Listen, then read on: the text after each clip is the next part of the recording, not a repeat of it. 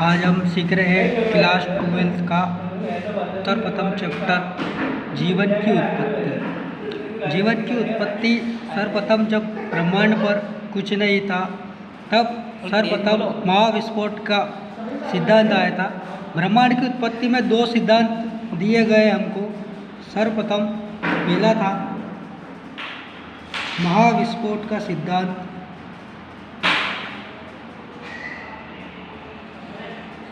और दूसरा सिद्धांत आया था जहाँ पर बिग बैंग की परिकल्पना।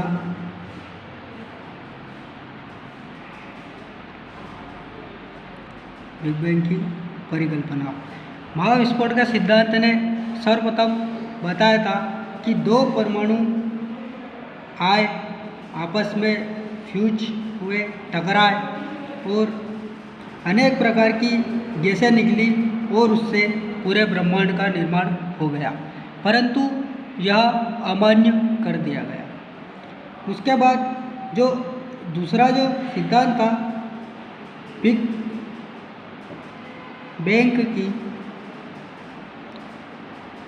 परिकल्पना, बिग बैंग की परिकल्पना, यह परिकल्पना दो सिद्धांत पर आधारित थी, जिसका पहला सिद्धांत था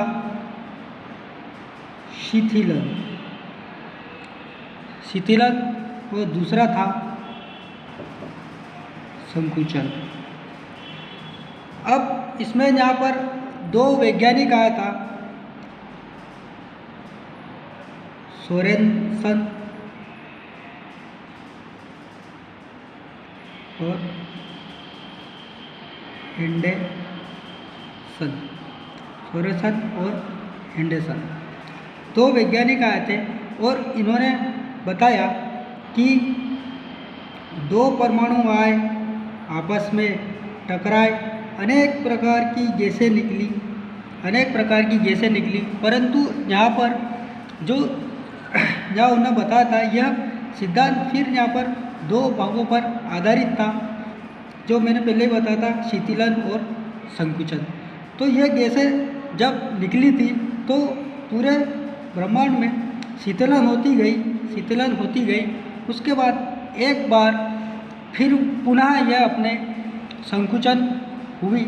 जब यह संकुचन हुई तो यहाँ पर एक डिस्कनुमा संरचना उन्होंने ले ली। डिस्कनुमा संरचना को हमने यहाँ पर नाम दिया सोलर लेमा। क्वेश्चन होता है सूर्य की उत्पत्ति कहाँ से उत्पन्न हुई, तो वह यही कारण है, सूर्य की उत्पत्ति सोलर लेमा से उत्पन्न हुई। यहाँ पर एक नाम दिया था अपन ने सोलर लेमा, यहीं से सूर्य की उत्पत्ति हुई। अब यहाँ पर जो हमको बोलते हैं जीव की उत्पत्ति, तो सर्वप्रथम अपन को हमने यह जाना कि जब ब्रह्मांड पर कुछ नहीं था तब सूर्य कैसे आया, क्या हुआ, ग्रह कैसे बने, वो आपके सौर मंडल में आता है। परंतु अपन यहाँ पर बात कर रहे हैं जीवन की उत्पत्ति के बारे में। तो मैंने आपको यहाँ पर बता दिया सूर्य यहाँ पर आया। अब उस जीवन की उत्पत्ति के हम अलग अलग प्रकार से सिद्धांत को जानते हैं। सर्वप्रथम इसमें जो सिद्धांत आया था वह आया था ब्रह्म का सिद्धांत। ब्रह्म का सिद्धांत इन्होंने हमको बताया था कि इसकी उत्पत्ति ब्रह्मा जी से हुई है, और उन्होंने बताया था कि जो अनेक प्रथम दिन में पेड़ पौधे, दूसरे दिन में पशु पक्षी, तीसरे दिन में मछलियाँ, अनेक प्रकार की यहाँ पर जीव जंतु आए, परंतु इसे भी यहाँ पर अमान्य कर दिया गया। उसके बाद दूसरा सिद्धांत आया था पराशुक्राणु का सिद्धांत।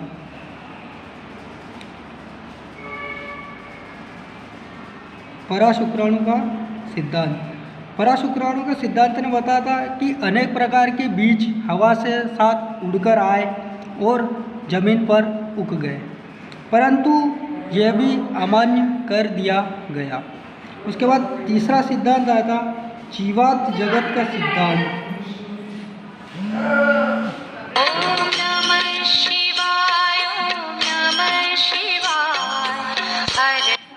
जीवात जगत का सिद्धांत। जीवात जगत के सिद्धांत ने यह बताया था कि जीव की उत्पत्ति हुई है। इसको जो वैज्ञानिक था, रेडी वैज्ञानिक का नाम था रेडी, उसने बताया था कि जीव से जीव की उत्पत्ति हुई है।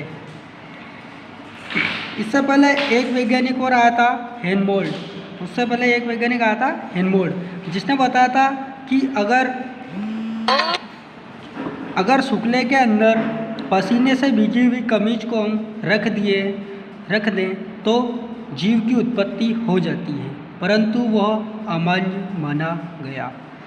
उसी सिद्धांत को समझाने के लिए फिर यहाँ पर रेडी ने एक प्रयोग किया। उसने क्या किया, हम जानते हैं रेडी का प्रयोग। उसने अपने प्रयोग को सिद्ध करने के लिए 3 कांच के फ्लास्क ले लिए, 3 कांच के फ्लास्क ले लिए और तीनों फ्लास्क के अंदर थोड़े थोड़े मांस के टुकड़े को रख दिए। ये मांस के टुकड़े रख दिए हमने। अब उसने क्या करा कि 2 फ्लास्क के ऊपर पार्चमेंट पेपर से ढक दिया गया और एक फ्लास्क को खुला छोड़ दिया गया। जब अनेक प्रकार की मक्खियाँ इसके ऊपर भिनभिनाने लगी, ये मक्खी पार्चमेंट पेपर आकर दोनों फ्लास्क के ऊपर बैठ गई, परंतु ये मांस के टुकड़े तक नहीं पहुंच पाई। उसके बाद जब ये तीसरे फ्लास्क के ऊपर मक्खियाँ गई तो वह मांस के टुकड़े पर बैठ गई और उन्होंने अपने यहाँ पर अंडे दे दिए। कुछ समय बाद उन्होंने देखा कि जब 2 बीकर थे, यहाँ पर ए और बी, यहाँ पर 2 बीकर थे, तो इसमें किसी भी प्रकार की जीव की उत्पत्ति नहीं हुई। परंतु जब उन्होंने तीसरे बीकर को देखा तो उन्होंने देखा कि ये सी वाला जो बीकर है, जिसको पार्चमेंट पेपर से नहीं ढका था, उसमें अनेक प्रकार के अंडे दिखे और उन्हें छोटे छोटे मक्खियों के लार्वा दिखाई दिए। तो उससे यह सिद्ध हो गया कि जीव से ही जीव की उत्पत्ति हुई है। उसके बाद जो अगला जो सिद्धांत था उसको अगला सिद्धांत था वो था रासायनिक का सिद्धांत। चौथा सिद्धांत पढ़ रहे अपन, रासायनिक सिद्धांत। रासायनिक सिद्धांत में यह बताया गया था कि अनेक प्रकार की गैसेसों से जो है, अनेक प्रकार की गैसें आई, आपस में मिली और उसके बाद जो है ब्रह्मांड का निर्माण हो गया। उसके बाद इसको भी थोड़ी स्वीकृति दी गई, परंतु पूर्णतः रूप से स्वीकृत नहीं हो पाया। उसके बाद यहाँ पर एक और सिद्धांत आ रहा है, जटिल यौगिक कार्बनिक सिद्धांत। जटिल यौगिक कार्बनिक सिद्धांत, यहाँ पर इस सिद्धांत को बहुत अधिक मान्यता दी गई, क्योंकि इन्होंने बताया कि जो हाइड्रोजन और हीलियम गैस आई थी, उसने अनेक प्रकार की गैसों के साथ संयोग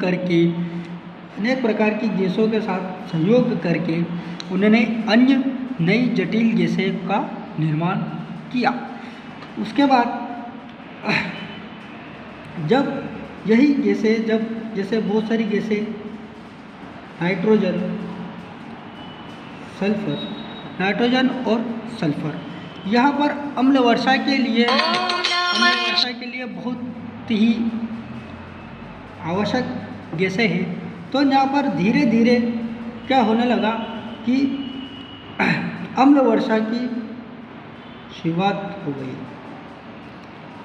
अम्ल वर्षा स्टार्ट होने लगी और धीरे धीरे पृथ्वी का टेम्परेचर जो है कम होने लगा। धीरे धीरे जैसे पृथ्वी का टेम्परेचर कम होने लगा, अम्ल वर्षा होने लगी, तो यहाँ पर पोंड्स, तालाब में धीरे धीरे पानी इकट्ठा होने लगा। जैसे ही पानी इकट्ठा होने लगा तो इसमें कुछ समय के बाद धीरे छोटे छोटे जीव उत्पन्न हो गए। सर्वप्रथम वायरस की उत्पत्ति हुई। अभी यहाँ पर हमारे पास अभी बहुत सारे लोग ये सोच रहे होंगे कि यहाँ पर जीवता आ गया पर लेकिन ऑक्सीजन तो अभी तक आई नहीं। तो ये बात सही है, इसलिए वायरस को अवायवीय श्वसन वायरस भी कहा जाता है, क्योंकि वायरस को जो है श्वास लेने के लिए, श्वसन लेने के लिए ऑक्सीजन की आवश्यकता नहीं होती है। अब उसके बाद धीरे धीरे क्या होता है कि छोटे छोटे जो पौधे हैं, तो जब तक पानी भरा रहेगा इसमें छोटे छोटे पौधे निकलने उगने शुरू हो गए, जैसे फिलेस्नेरिया, ट्रापा, ऐसे बहुत सारे छोटे छोटे पौधे निकलने लगे। उसके बाद ये जब पौधे निकलने लगे तो जो मैंने शुरू में पहले बताया था सूर्य की उत्पत्ति हो चुकी थी। तो उस सूर्य की उत्पत्ति, उस सूर्य के प्रकाश से इन्होंने क्या करा, प्रकाश संश्लेषण करा, फोटोसिंथेसिस, प्रकाश संश्लेषण यहाँ पर उन्होंने किया। वो प्रकाश संश्लेषण क्रिया करके वो अपना भोजन बनाते गए और धीरे धीरे एक बड़े पेड़ के रूप में बढ़ते गए, बड़े पेड़ के रूप में बढ़ते गए। और बड़े पेड़ के रूप में जब बढ़ते गए तो ये बहुत बड़ा जंगल हमारे ऊपर बहुत बड़ा जंगल हम खड़ा हो गया। अब जो अपन बात कर रहे थे जीवन की उत्पत्ति के बारे में, तो वायरस यहाँ पर अपने पास आ चुका है, ठीक है, वायरस आ चुका है। अब उसमें अपन ने एक जीवात जगत का सिद्धांत जो रेडी मिलर के रूप में अपन ने पढ़ा था, वो सिद्धांत सबसे ज़्यादा मान्य होता है। तो अब उसके बाद बहुत सारे सिद्धांत और भी आते हैं। भ्रूण प्रमाणित का सिद्धांत भी आता है यहाँ पर, क्योंकि वह अपन जो सोचते हैं कि अपने जो पूर्वज उनके पूछ हुई होगी, ऐसा हुआ होगा, तो वो भ्रूण प्रमाणित के सिद्धांत पर आधारित होता है, ठीक है। तो अभी यहाँ तक अपन ने इतनी स्टडी करी है, आगे और मेरा जो बना कर आपको शेयर करता रहूँगा। Thank you.